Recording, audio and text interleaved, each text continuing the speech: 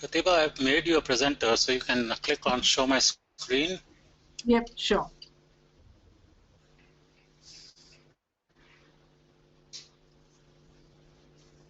Is it visible now? Yeah, it's coming. Yeah, okay. Yeah, I see your first slide. That's good. Maybe you can put it on the slideshow. Yeah. Oh, yeah, sure. Great. So we'll just wait for another few minutes. Yeah, all set. Sure.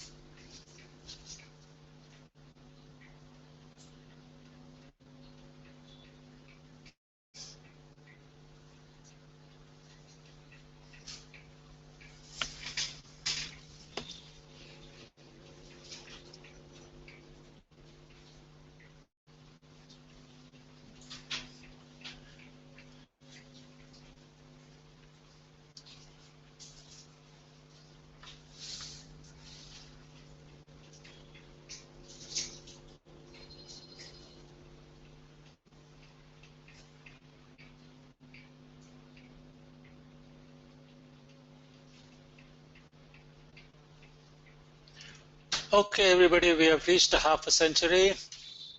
We've got 50 participants here. So we're going to get started. I know a few more will join as they find their way to the connection. So let me introduce Dr. Pratibha Nagabhushan from Australia. And some of you might have met her when she came to the conference last year in Pune. One of our very active experts from outside India. So I'm glad to welcome Dr. Pratibha Nagabhushan and for the times that she has devoted to putting this presentation together. I know she spent a lot of time on it, and I appreciate that, Pratibha, for doing that. without much ado, those of you who are here already, the finance now it's come to 53. You all know that you can send a text message, a question, at any time during the talk. Probably after the first 20 minutes of the presentation, I'll see if there are any questions, and we'll have some discussion. Otherwise, we'll move on. Welcome, Dr. Pratibha Nagabhushan, and the floor is yours. Okay, thank you, Dr. Krishna, for those nice words. Good evening, ladies and gentlemen. It's my great pleasure to present to you the basic research methods for engineering educators. Of course, I started off thinking in a big way, introducing research methods for engineering and engineering educators, but suddenly it struck to me that with the fast approaching deadline for the paper presentation for the next conference in 3 different places in India, and also the conference coming up with great expectations, I thought I would touch mainly on engineering education. So perhaps this would be much more relevant to those who are teaching engineering courses, and especially those who are quite new to this area, because this is going to touch upon mainly the main or the basic concepts in research method. The very purpose of this presentation is to familiarize the audience with the process of scientific research in an engineering education environment.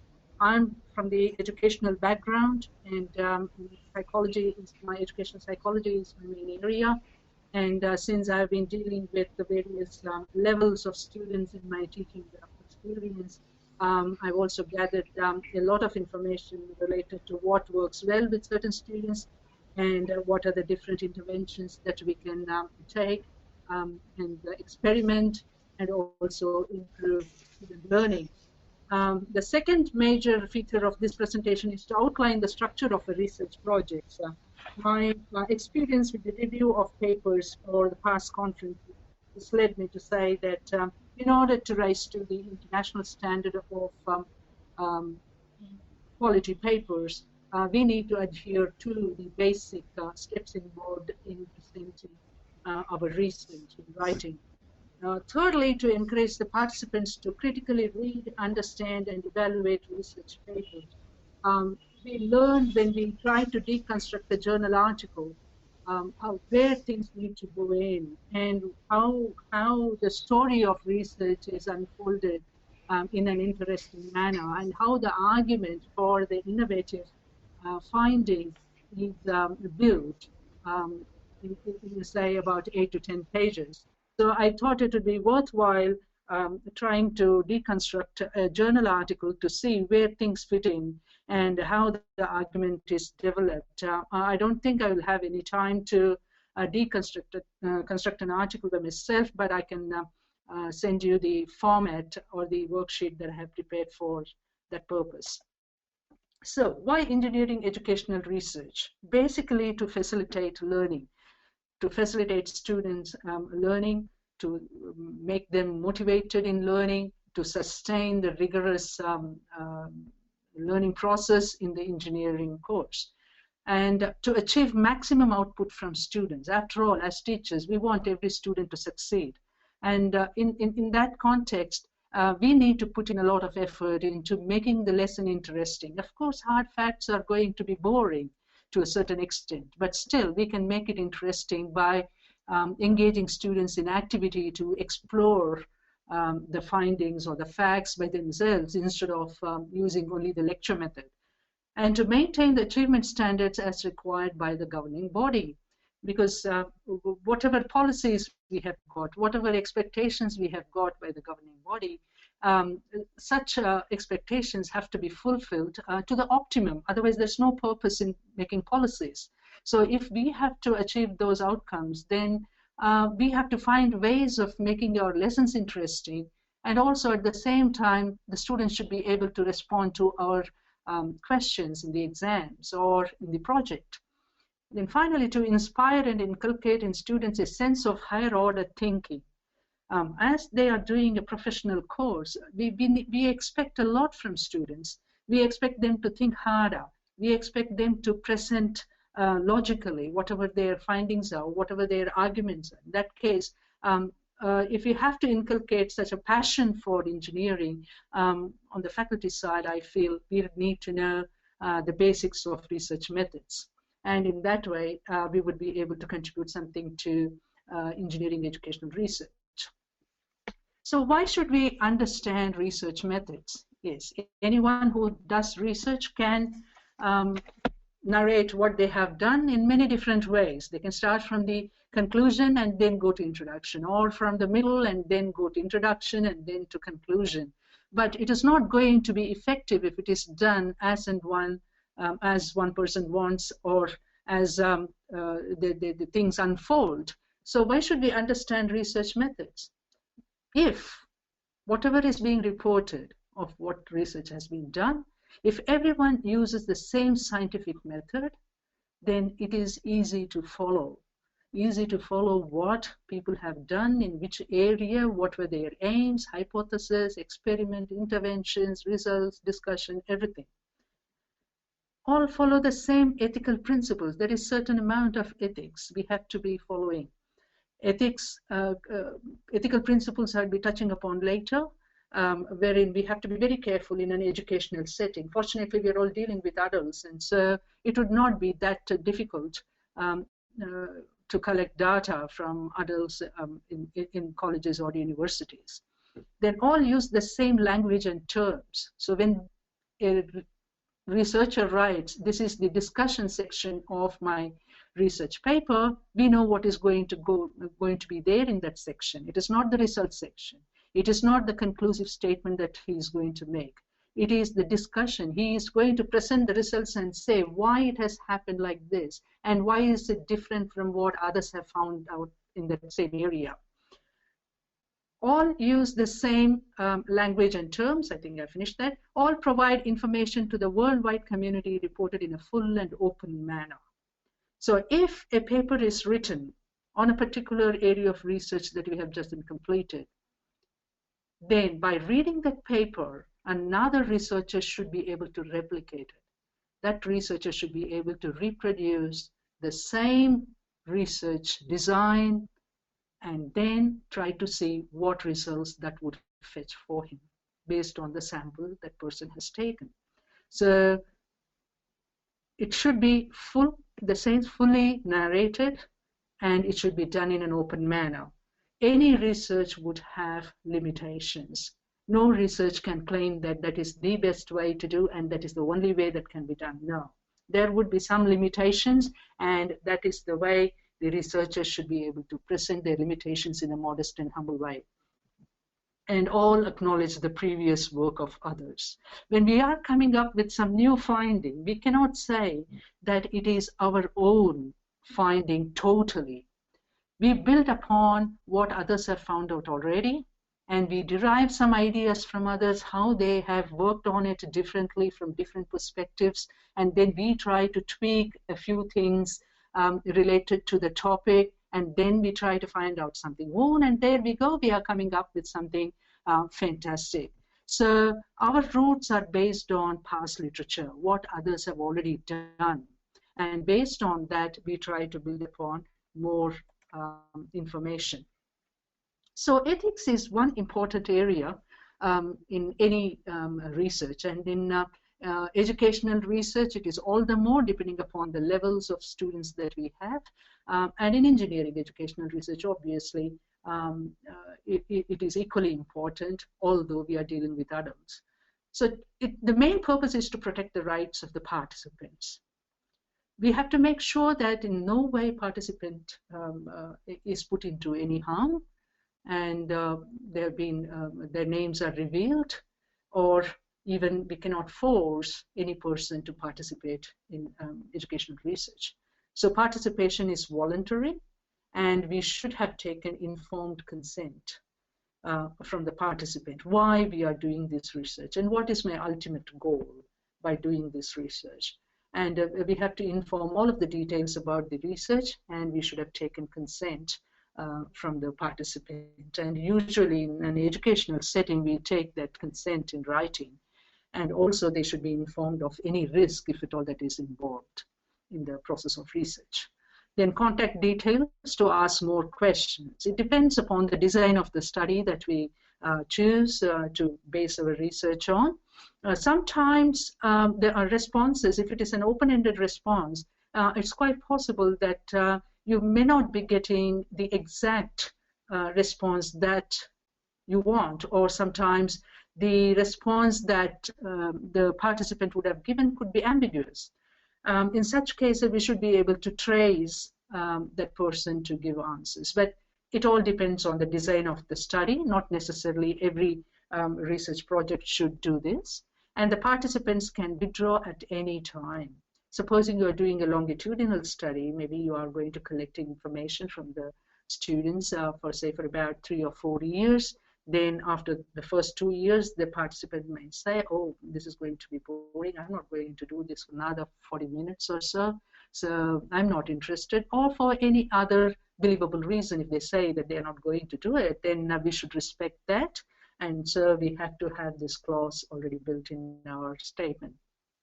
Then it should be kept anonymous without identification of individual participants. That is, confidentiality should be maintained, and results are provided to the participants. That is labeled as debriefing. We have to debrief to students what had happened to the data that we had collected and what have we found about it.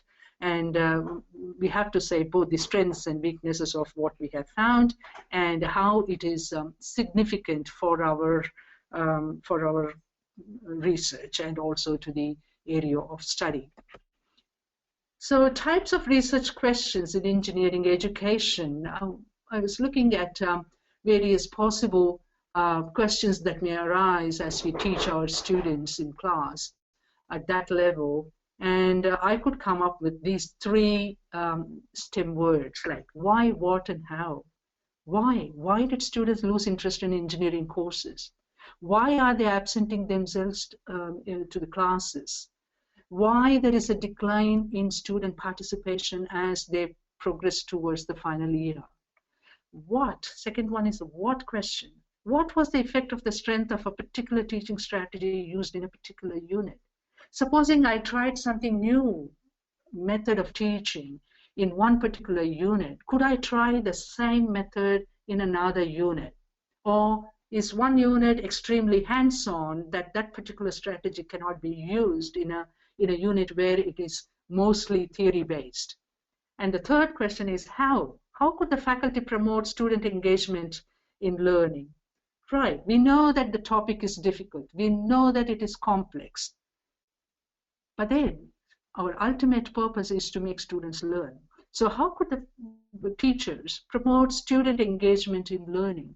Can I have some group activity with this topic? Or can I give them a journal article and ask them to reveal what they have understood from that journal article? Or could we have a role play to say what they have understood to the other person? Or can they make a paired presentation on the topic that they have chosen? Or can they peer teach the other students, because it is always said that when you are teaching someone, you tend to get to know more about that topic than just being a student. So basically, any educational research, I've just applied that concept of engineering here.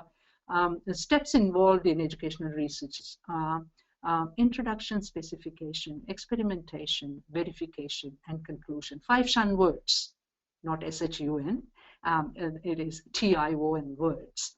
Introduction. You introduce what background knowledge you have about the problem that you are going to specify in the next stage. Where is the need for the study?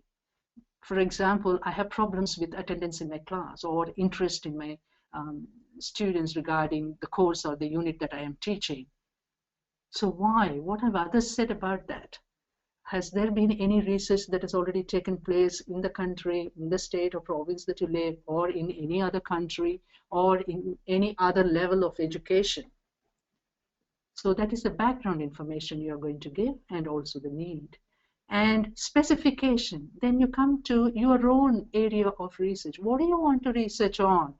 You have mentioned that, yes, attendance is something crucial because it is directly related to academic performance or achievement scores.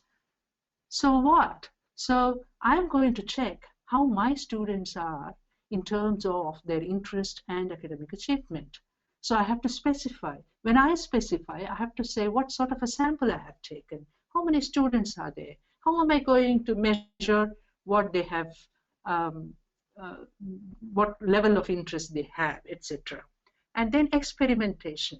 That is where you bring about the three important components of methods and also the way you collect data. For example, you look at the participants, what sort of students you have, and the materials, what kind of research design you're going to have. For example, again, surveys, are they going to be observations, or they're going to be case studies, or are you going to interview the students in order to get the information from students about what their interests are, why they are absent from college. And then verification. That would depend upon what you had specified in step 2. See whether your probable statements have come true or not. And that is where you'll be collaborating your discussion and results. Based on the results, you are going to explain how this particular sample has exhibited their interest and attendance issues. And finally, conclusion. So what is the cutting edge finding you have from your research? That would be just a paragraph that you would say, but it should be the powerful paragraph explaining your research. Then any scientific research, it doesn't matter whether it is in educational research or medical research or psychological research, there's a set of steps involved here. Problem posing. You always do research when there is a problem. You don't do a research when everything is going on fine. So problem posing, what is the problem here? I've got 80 students in my class, but only 40 turn up every Monday morning. So there's a consistent absenteeism in my class on Mondays. That is my problem, okay?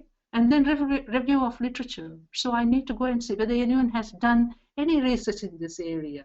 What is happening over the weekend? Why people are absenting themselves on Mondays? So review of literature. Problem specification. Then I say, yes, so many people have said different things about this, but no one has said anything about students being absent on Monday mornings despite having had a big break in between. So problem specification, I say, who are my samples? And where do they come from, and what is their age group, and what course they are doing, how many of my students are being considered in this study. And statement of aims and hypothesis. Aim is usually the most crucial one because that is going to be cross-checked at every stage to see whether we are on the right track. For example, aims should be stated with an infinitive verb. That is better because it gives you a direct indicator of what you are after. So for example, to study the relationship between class attendance and student achievement. So you will notice that the statement of the aim starts with the word to, that is infinitive verb, and the use of to as the opening word will assist you to state your aim in the correct format, ensuring that it is guided by an infinitive verb and is expressed objectively in the third person. So your aim is this, but you still need to do a lot more work beyond that. Next is the hypothesis. Hypothesis is a probable statement, a statement of prediction. My aim is to see whether there is a relationship between class attendance and student achievement. And my hypothesis would be there is going to be a positive relationship between attendance and achievement. It is my guess. It's a well-estimated guess based on my readings that I had done before, which comes in the second step. I would have done that, and based on that, I'm expecting the same kind of results here in my sample. That is hypothesis. And then choice of research methods. It is quite extensive here to go through all of the details. As I mentioned earlier, it could be a longitudinal design or a cross-sectional design. You collect data from first year, second year, third year, fourth year engineering students at one point in time about their interest in engineering courses. Then it is cross-sectional. Or you start collecting data from the first year students and you go with them the second year, third year, and fourth year. You follow the same set of students and collect data from them about their interest in engineering. That would be longitudinal. Or it could be qualitative or quantitative. Or it could have any type of research designs like it could be an interview or an observation or intervention, etc. And then data collection. That can also be done in many different ways. Whether by observing subjects, testing them, or are you going to talk to them? Sometimes data collection could be very time consuming. And students also underestimate the time required. So we need to be very careful about data collection. And then data analysis. This is where in educational research or medical or even in psychological research, the numbers matter because we go by numbers. We need some evidence. We need empirical evidence to believe and to conclude that this is how this phenomenon is with this sample. So data analysis could have a lot of statistics. Talking from an educational background and psychology background, I would say that it's better to do a course if you are really, really keen on doing an excellent engineering educational research project. It's good to know the basics of statistics. I will be touching upon some of them now. And discussion. So you have done the data analysis and you have got results. So this is the mean, these are the descriptive statistics. And this is the relationship between the two variables. And this particular variable has an effect on students' interest or whatever variable you have chosen. So what does it mean? Yeah, there is a positive relationship. Why do you think there is a positive relationship? Why is it not negative? What are the factors do you think the positive relationship could have been affected by? Okay, we are thinking deeper, harder into the results that we have got. That is what the discussion is about. Supposing 4 research papers have found out something unique, say positive relationship, and you are finding out something negative in the relationship between 2 variables, then you should be able to come up with some explanation, speculation. Not necessarily it is true in the case, but you can imagine and speculate and come up with your own explanation about why I think it is so different in my sample. Is it because of the context? Is it because of the types of teachers? Is it because of the rigorous program of teaching? Or is it because of the difficulty index that it shows with regards to the increasing trend of difficulty in engineering courses? So that is what discussion is about. Fantastic. So we have got the whole research process covered. Physically, it is all done, but it has to be reported.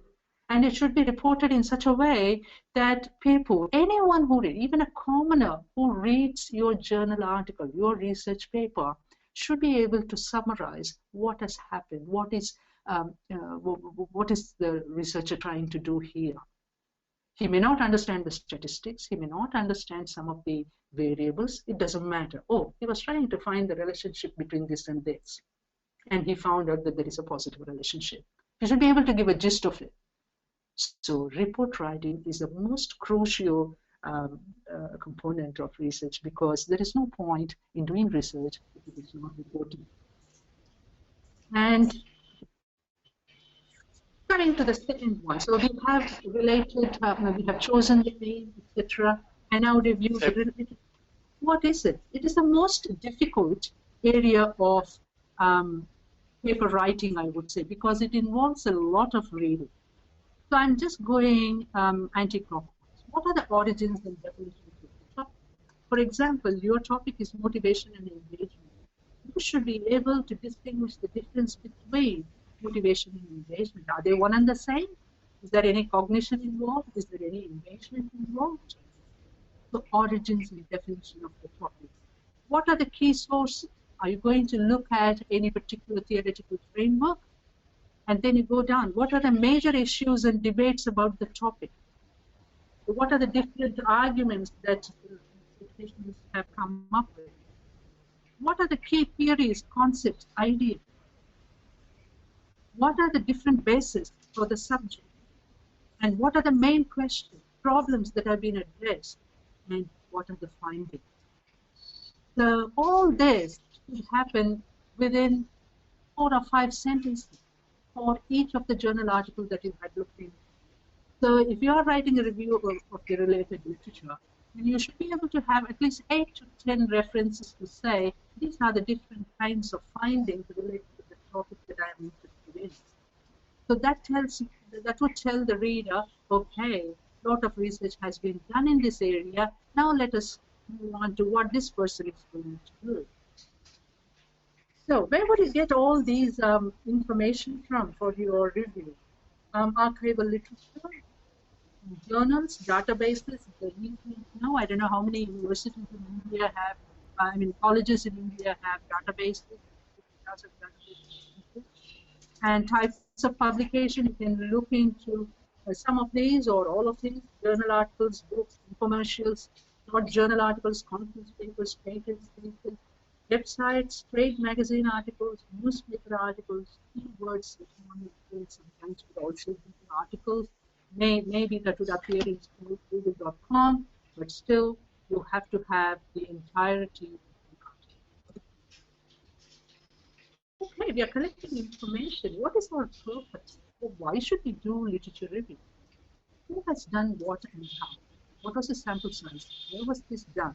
And how was it done? So that would be our main focus.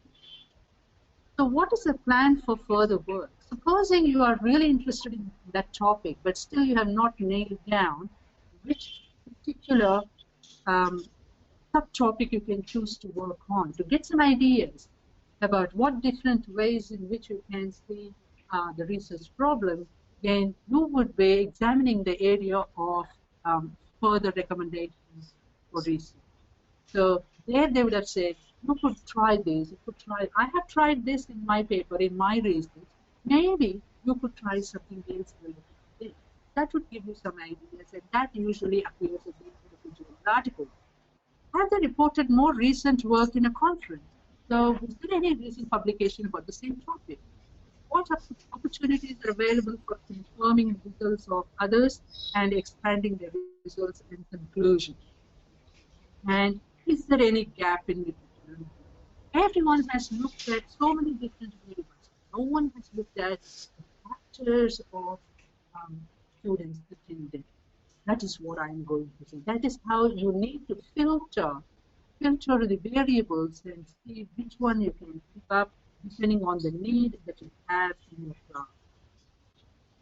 So developing a research plan. So what is happening here? Okay, can we, Pratibha, can we just take 1 minute there? Yes, please.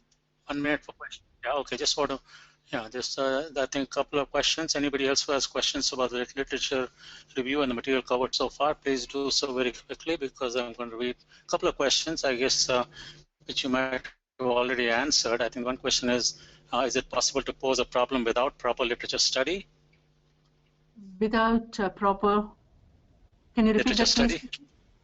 Yeah, is it possible to pose a research question or a problem without proper literature study?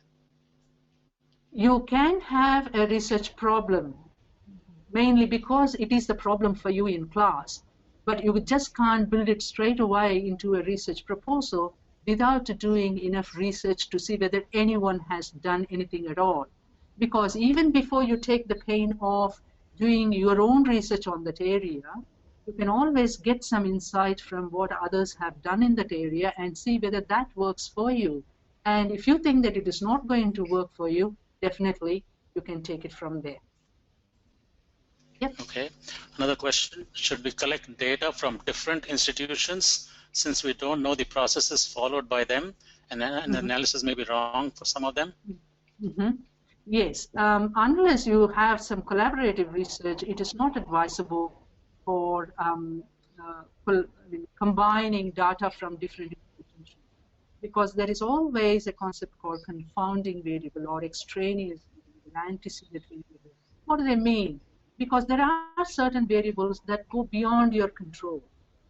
You cannot control those variables.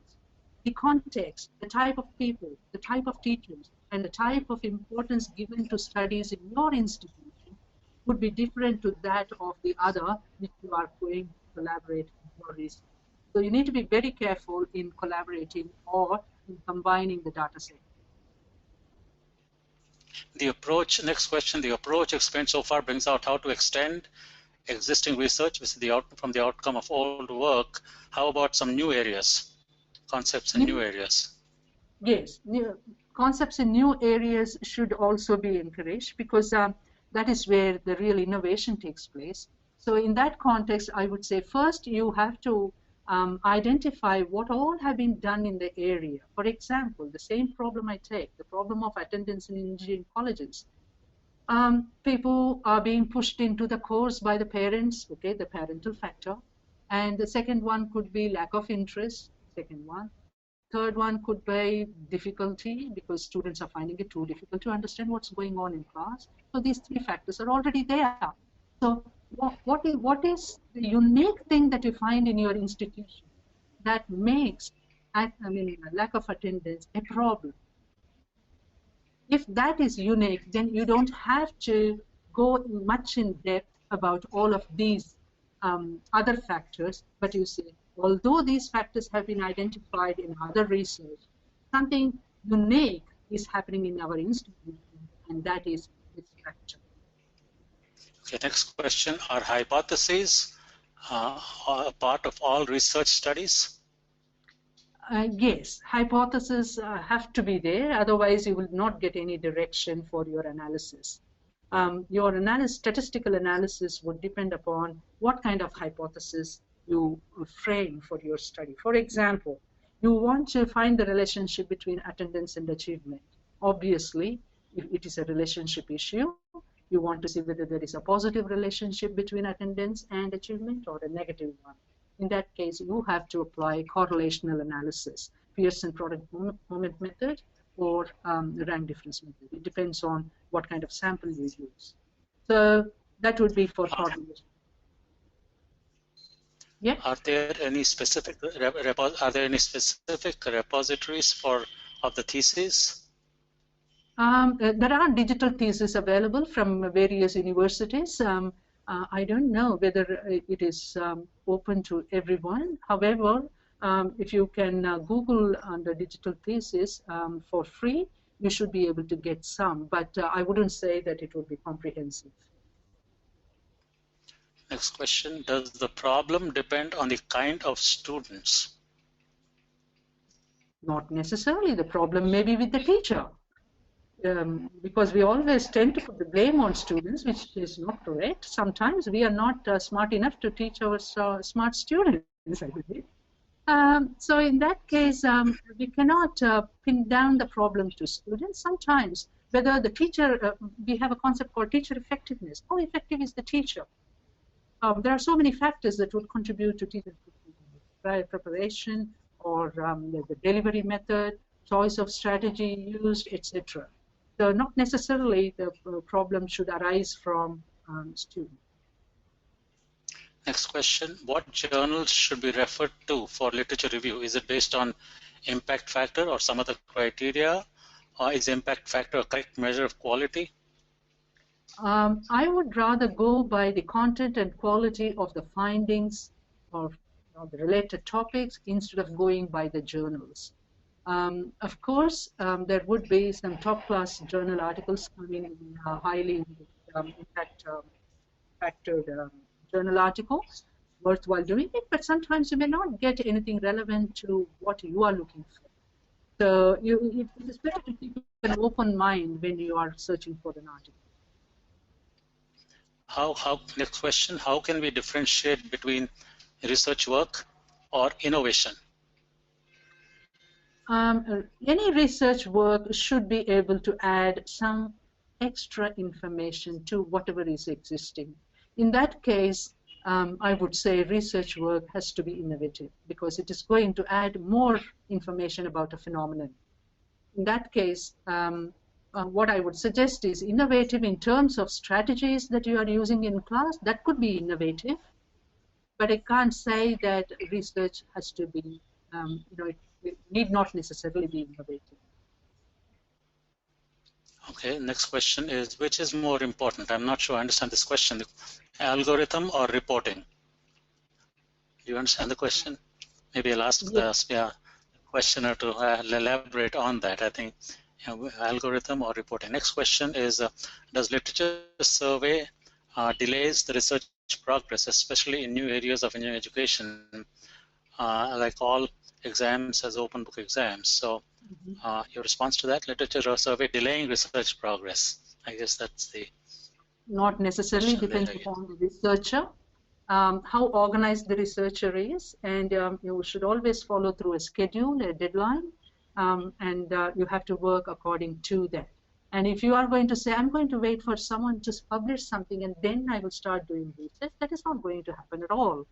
So it all depends on how strict you are with your schedule and how you want to progress with it. Okay, great. I'm going to stop there and let you move on. Thanks. Thank you. Okay, now developing a research plan. This section I'm particularly interested in because I know that most of you have already started working on your research papers for submission for our conference. I just want you to check whether you have followed through all of this, so that it will be making it easy for you to write your paper. So what is the structure of a research plan or a proposal? The proposal title. The title should be catchy. It should attract the reader. It should make the reader feel more interested in reading further. And then research team members, of course, this is for authenticity of the findings. And then project summary is nothing but an abstract, but the abstract is usually written after the research project is done. But here it is the proposal. So what do you want to do? With whom you want to work with? And what are your aim, hypothesis, etc. And project description, basically the effectiveness of your findings, how it is going to help you or the institution or the student, and in what way. And then coming to aim, as I told you, it should be one or two sentences, starting with an infinitive verb, and not necessarily you have to have too many aims. I usually restrict myself to 2 or 3 aims of the study, and then background information is nothing but literature review. Method, I cover my participants, and then the measurement, how or the instrumentation, what kind of an instrument I use to measure the outcome, and then finally the procedure, how did I collect data, and then data collection, how often it was done, how long it took, and what are the different samples that you approached, how many people were there when data collection was done. Because if you have 10 people collecting data from 10 different classrooms in the same institution, unless the instructions are written down and delivered to students simultaneously in the same way, word to word, it may act as a confounding variable that may upset the results, or the students may be misled. And then analysis, what kind of research analysis I'm going to do. Am I going to look only at the descriptives? Am I just going to look at the means, etc.? And deliverable. So what am I going to find out eventually? And then reporting and budget. Budget usually doesn't matter a lot in the educational field unless you are using some experimental methods wherein you have to have some resources. Now comes the question. Okay, I want to do research. Should it be quantitative or qualitative? So what is the difference? Quantitative deals with numbers. Qualitative deals with narration, description.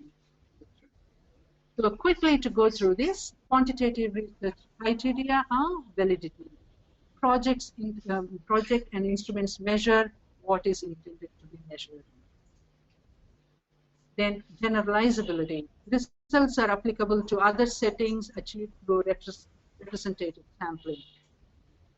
And reliable. Findings are replicable or repeatable.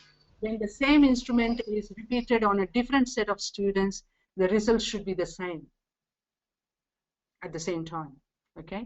And then objectivity. Researcher limits bias and interaction with participants. So there should not be any scope for subjective input in quantitative. Whereas in qualitative research criteria, you have credibility, you trust the person who is reporting what he had learned about students for establishing that the results are credible or believable.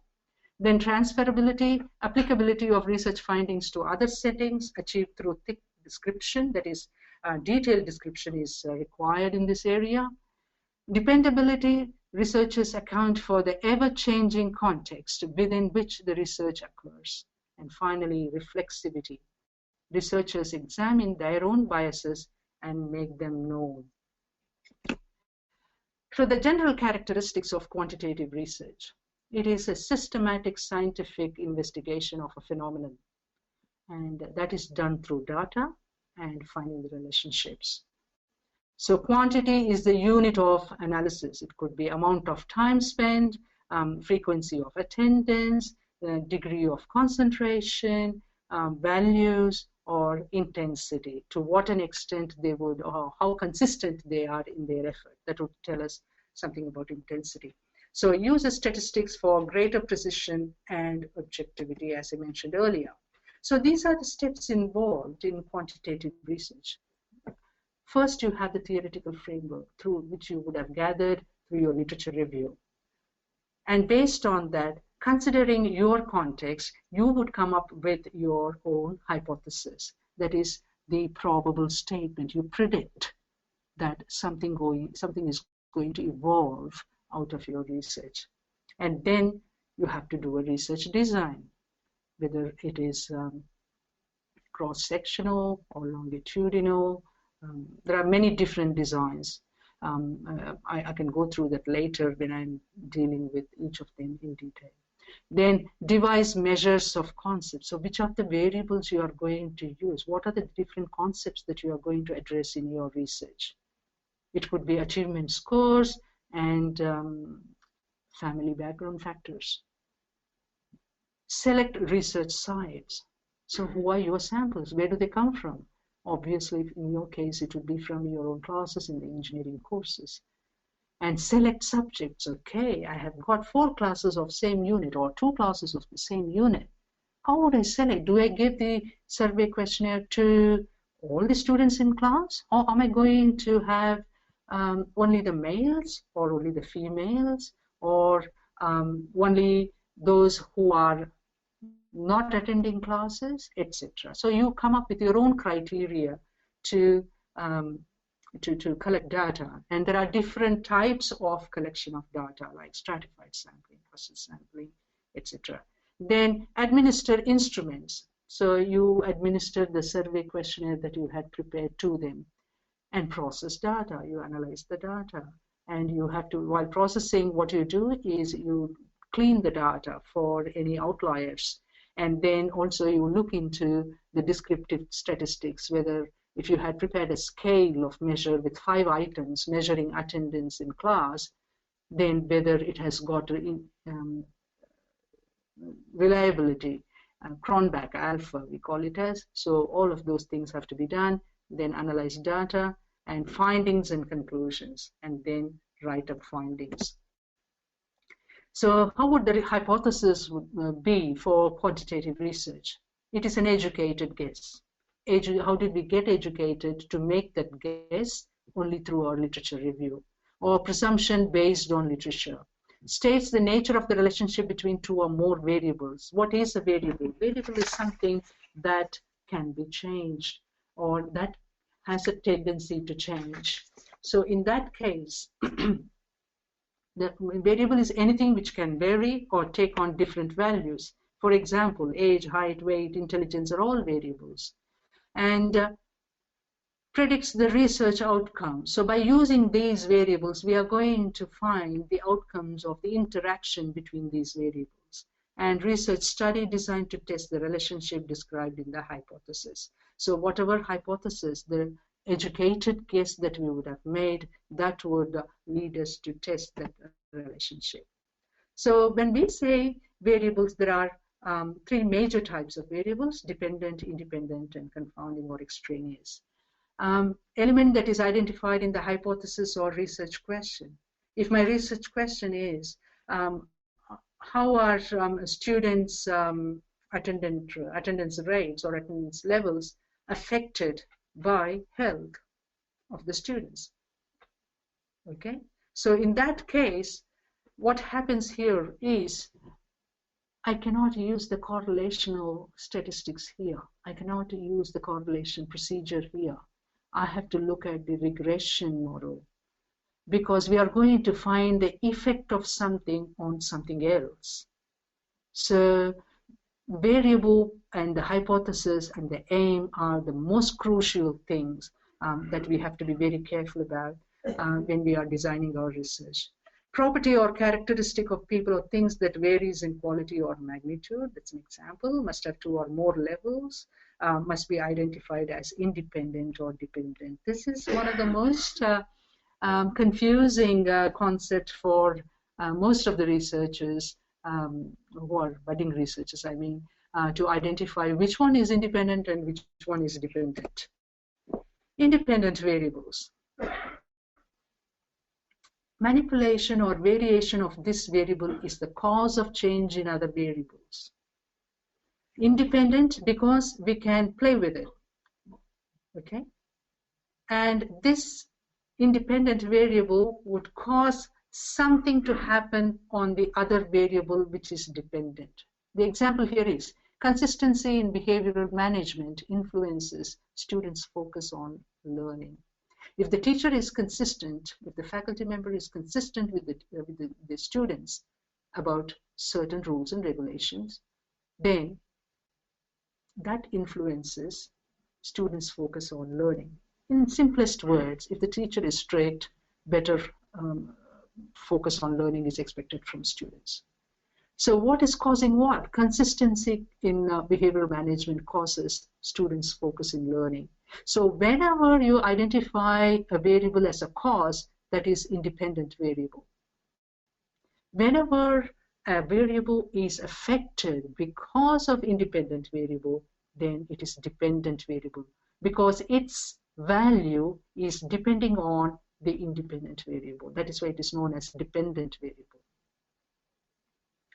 Technically speaking, independent variable is the term reserved for experimental studies, also called antecedent variable, experimental, treatment, causal, or predictor variable. Then, dependent variable, the variable of primary interest. My primary interest in my study is achievement scores of my engineering students. Take that for an example. That is a dependent variable. And I'm going to look at different independent variables that would act upon student scores. So research question, hypothesis describes, explains, or predicts changes in it. The variable that is influenced or changed by the independent variable is the dependent variable. As I've gone back to the same example, the dependent variable is the effect. And here in this example given here, it is students' focus on learning. So what's the relationship between independent and dependent variable? Cannot specify independent variables without specifying dependent variables. You have to have a dependent variable first. So that is the crux of your problem. And then you think of various variables that may have an effect on that or may have a relationship with that particular dependent variable. So number of independent and dependent variables depends on the nature and complexity of the study. You can have multi-independent variables or multi-dependent variables. The number and type of variables dictates which statistical test will be used. And then operationalizing variables. All variables need an operationalization, specifies the way in which variable is observed or measured.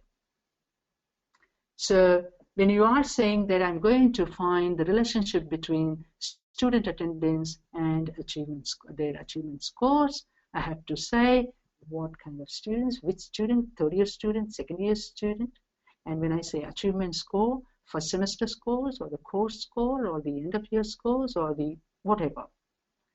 So that is practical and useful and justified argument. There should be a reason for you to explore, and it should coincide with your conceptual definition.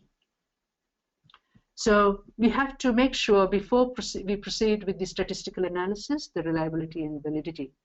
Reliability is the consistency in procedures and in reactions of participants. Validity is the truth. Does it measure what the research was intended to measure? When reliability and validity are achieved, data are free from systematic errors. That means you can rely on your data to reveal the truth.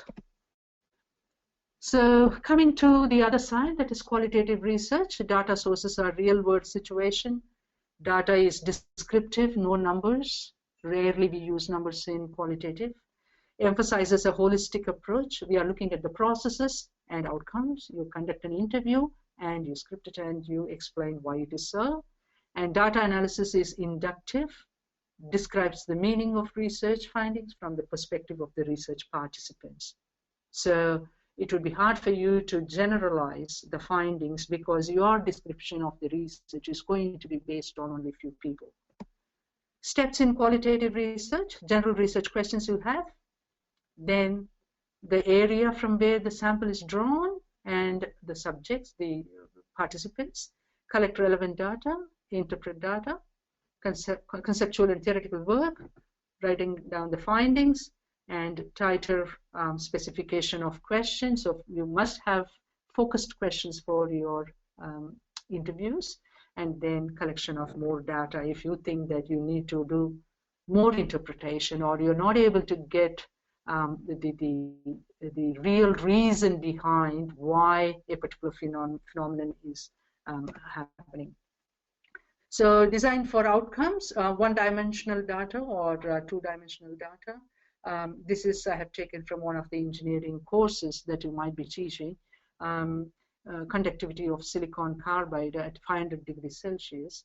That can be represented through one-dimensional data with a bar graph or histogram. And two-dimensional data would be represented through a line graph. And designing the survey for engineering education, role of the researcher. You have to be very careful about what the problem is, what are the variables you have, what are the aims that you have got, what hypothesis you are looking at. And after developing the research plan, you have to design the survey instrument. And of course, you needed to have already decided on sample population. And before distributing the survey and analyzing, you will be looking at, I'm sorry, it's got topsy-turvy, I think. It is coming up with three-dimensional data, one more variable to the second one, two-dimensional data and n-dimensional. I'll be repeating this later. And then coming to the research tools, experimental measurements, numerical modeling, theoretical derivations and calculations, and curve matching. All these depend upon what type of research you are doing, in what area, and what your research questions are. One has to be very careful with statistical analysis because the smaller change in input can be detected in the output would skew up the results. So the resolution, the concept of resolution has to be paid attention to, and it is sensitive. Any change in output divided by a small change in input, then we say that it is very sensitive data. Inference effects, likely error that can take place, and absolute error, difference between the measured value and the true value, and the sample selection. And statistical procedures, we have already seen all of them. Multidimensional data, that is where n-dimensional and also three-dimensional data, where you have more variables and more types of relationships and dependency that you examine in your research. General survey guidelines. Yep. We'll need to speed up a little bit. Okay, okay. Yep, introduction, instruction statements, and demographic details. It is always good to get. Sometimes even having a socioeconomic status as a variable would be very informative in your research. Open-ended questions and commands. Survey can be delivered on paper, online, or telephone. Survey statements in qualitative data, it can be a challenge as everyone will use a different description. One approach is to convert qualitative data to quantitative data by giving a rating scale of, say, 1 to 10. You can turn that into a quantitative data. Asking the right questions without leading the person. Survey results, how much, what kind of a return that you are expecting. Not to have too many items, it would be quite complex for you to analyze. I've given some, I think I may have to skip this. When these slides are posted, you would be finding them interesting to read as examples. Respondent selection, that is sampling techniques, clustered sampling. From only those parts of the population which are relevant, use only those students who use computer for revision. So you would be specific about a group of people. Stratified, I'll read out the example. 4 out of 6 use computer for revision and 2 out of 6 don't. So use a sample of 3, 2 who use computers for revision and 1 that does not. And it could be collected in different ways, but the most effective one is direct. Random sampling or the convenience sampling, you can just take people who are available to you and consider all of them. And finally, research plan in a nutshell. So this diagram would put everything in a nutshell what I have talked about so far. So starting from the right-hand side, defining the system, what system do I want to improve in my teaching or in my students' concentration? How is it connected to the mission and goals? What is the current way this process is done? And what are the key measures for this process? Then comes assess current situation. How big is the problem? What data do I have that show current levels of performance?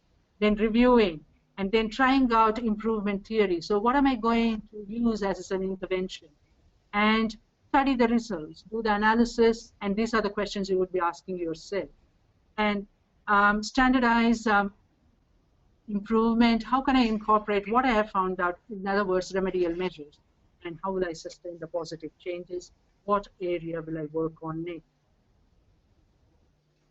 So my email ID is this. If you have any questions, please feel free to send an email to me. I would be more than happy to answer your questions as long as the context is clear. Any more questions, Krishna, that I can take now? Yeah, sure. Yeah, sure, absolutely. Thank you. Sorry to rush you there. There's okay. Some really interesting things that you were talking about. I thought in particular, I think the concept that there should be a research plan, a very well thought out research plan, is something that I think we should is something that you've emphasized, and I think all the participants should also keep that in mind, because sometimes there's a tendency for education researchers to just jump into doing something and collecting data without having a proper research plan. So I think that was a very good point you made, and I'm going to read out a few more questions that have come. Do you know of any patents that have been filed based on engineering education research? No, I have not explored into that area yet.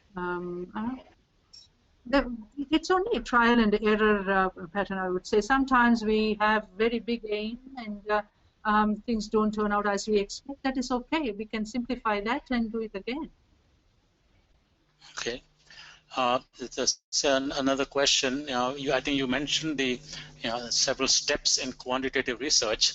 I guess this participant would like to know what is the source of that, and maybe we can do that offline. And anyway, I will be requesting you to send us slides of your presentation, so I'll put it along with the recording of this on our website so that they can go slowly through your slides, which they may not have been able to see some of them. So I'll just, if you can email me the slides, we are recording this, so we'll be putting that up there.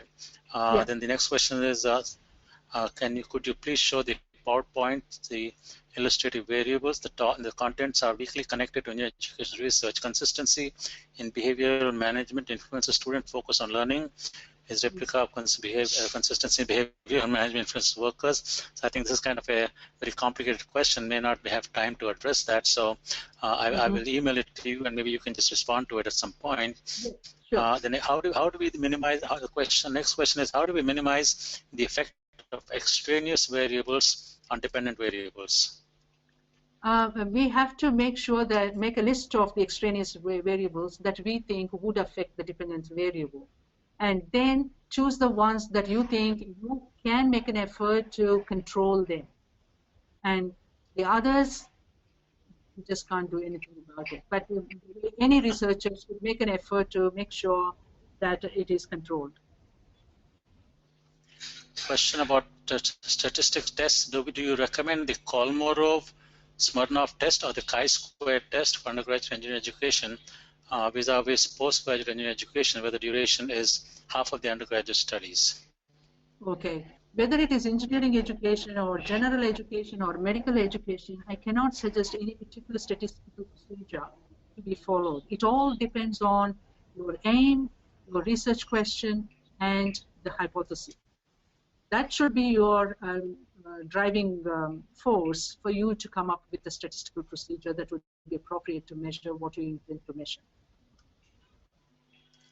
So what that probably means is that a short course on statistics would be recommended for those who are doing serious research on quantitative research and engineering education. So yes, that's a good point. Maybe maybe I'll dig up some literature on that. Yes, that's not a problem, considering the basics. Thank you. And before I conclude, Krishna, I just want to show you the worksheet that I had mentioned in my abstract. I will also post that to you. But before people who are aiming to submit papers for different conferences, of course our own too, is to have a look at any standard journal article that they think they have come across and try to deconstruct that article. That would help to learn how to write. Sorry, I'm a bit... we can see it, yeah, go ahead. Start from the top, yeah. Yeah, start from the top.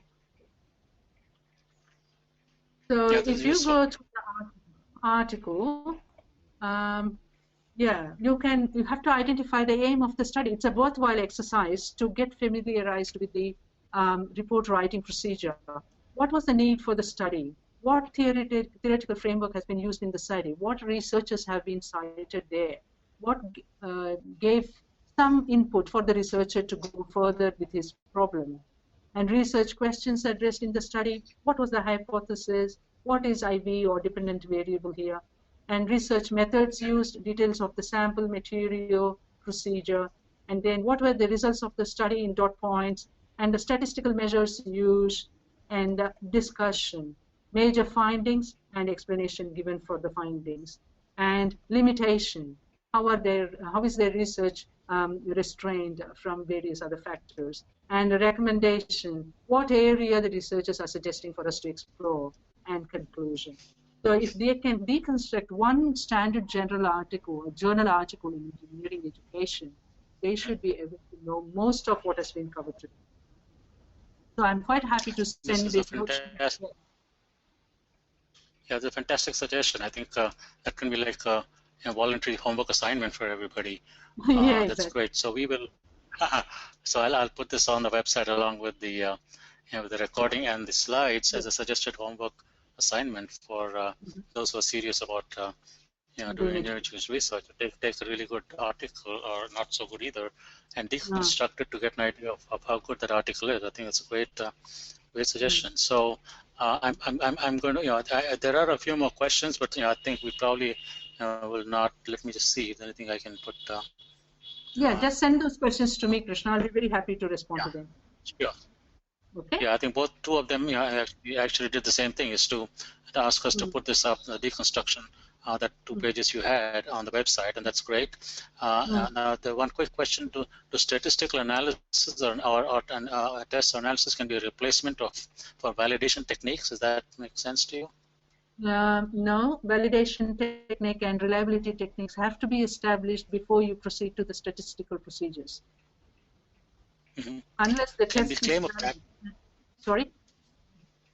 Yeah, go ahead. Yeah, go ahead. I was just reading another question, but go ahead. Yeah, The other question is, can yeah, please go. Go ahead. Yeah. Another question is about, can we claim a patent of some methodology proposed, something like Bloom's taxonomy, if we design some taxonomies in teaching? That comes under pedagogy. That doesn't come under research area. The research area consists of these steps that are involved. Supposing they want to do some intervention in between to improve the quality of academic scores, then in that case, they can use different strategies taking up from Bloom's taxonomy and try to convert or apply that to the area that they teach. Last question. I think somebody noticed that hypothesis is missing in the steps for qualitative research. Is that true, or could you explain why this is so? Some qualitative researchers would have hypothesis. Others, they don't know. They cannot make any assumptions about what the person is going to say about that phenomenon. They just don't want to touch that area without knowing what kind of a response would come from the participant. That is why in some researches, in qualitative style, there would be hypothesis, and in others, it may not be. Okay, great. Thank you so much, Dr. Pratibha Nagabhushan. This has been a very, very interesting, very enlightening webinar, and I'm sure all the participants, we had up to 100 maximum that we have capacity for. We had to turn away a few participants because they came too late. So I think this is exciting. We have recorded this, and we'll be posting the recording and the PowerPoint slides that we received from you. And if there are some questions, I will forward them to you. So we might take you up on that offer about the statistical primer, but at some later point then maybe, okay? Yeah, maybe so that is better to have it at the conference. Yeah, good idea. Yeah, that's a good point. Maybe a little workshop session or something like that on it. Yeah, that's correct. Yeah, so that, because even the webinars from Arizona State University, they also talked about statistical tests, and in fact they did give a reference, which is a very basic primer on statistics. Maybe that's something that I can pass on to the participants. So thank you so much, and goodbye, and jai ho. Good night to you in Australia. Good evening to the rest of people in India, and thank you very much. Appreciate it. It's my pleasure. Thank you. Bye. Bye.